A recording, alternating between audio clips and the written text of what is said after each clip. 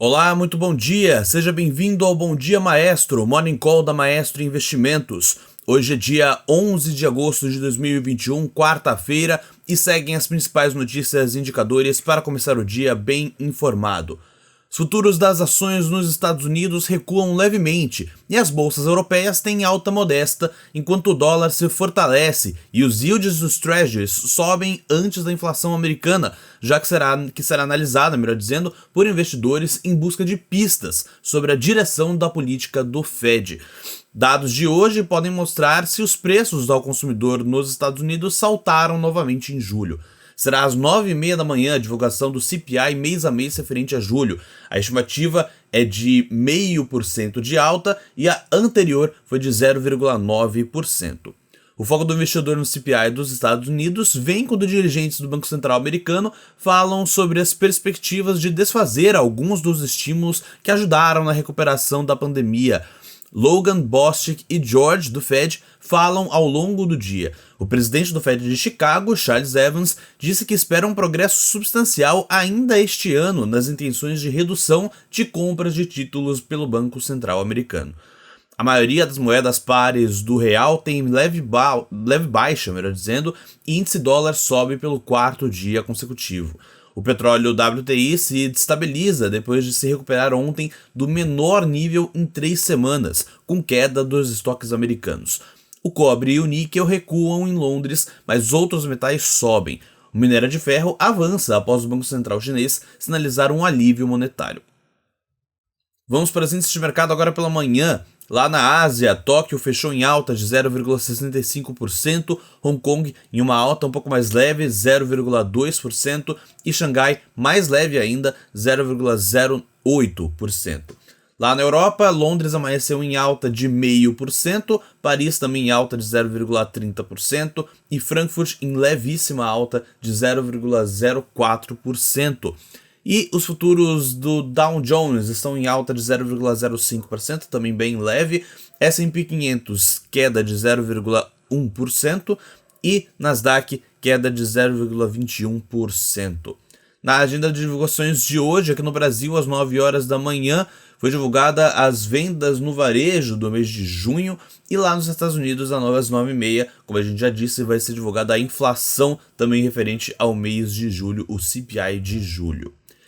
Vamos para o destaque internacional. Nos Estados Unidos, o Senado passou por 50-49, então uma votação bem apertada, uma moção inicial que abre caminho para um pacote de até 3,5 trilhões de dólares para a redução da pobreza, cuidado com idosos e o meio ambiente. O detalhamento das medidas e a sua efetivação depende de aprovações subsequentes, de matérias específicas, parte das quais sofrem resistência de parlamentares democratas moderados e não devem avançar.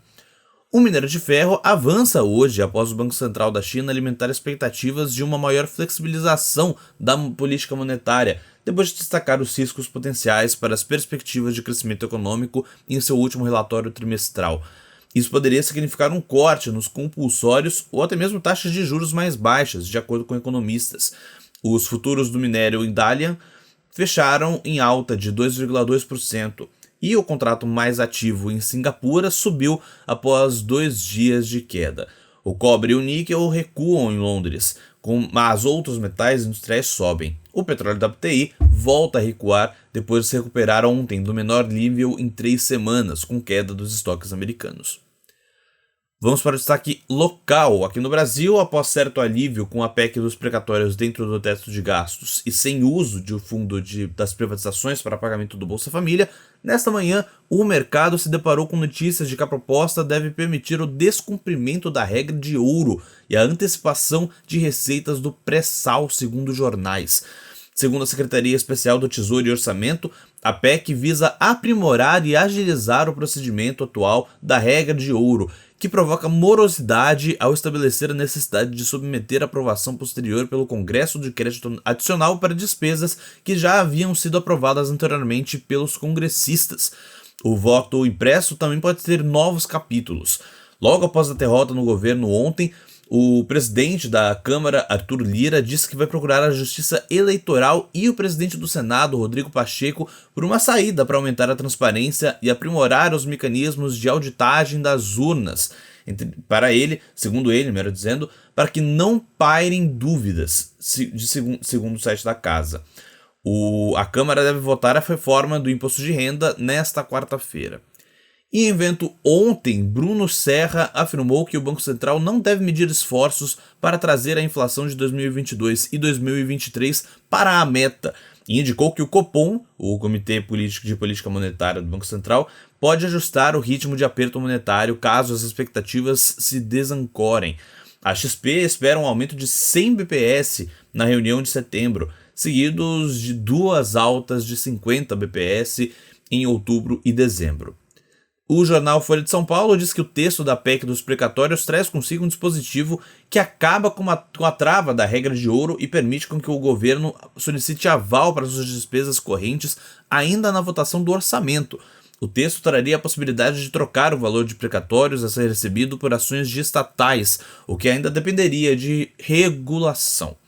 E segundo o Estadão, o texto da reforma do imposto de renda pode ser votado hoje, mesmo sem acordo realizado com representantes de estados e municípios. Durante a madrugada, o relator Celso Sabino protocolou o parecer da proposta.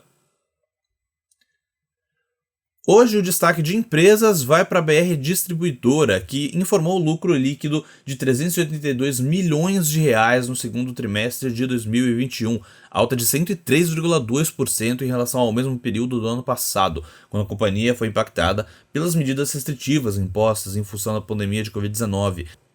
O lucro EBITDA ajustado foi de 1 bilhão e 18 milhões de reais no trimestre, alta de 24,8% na comparação anual. Então é isso, um bom dia, um abraço e bons negócios.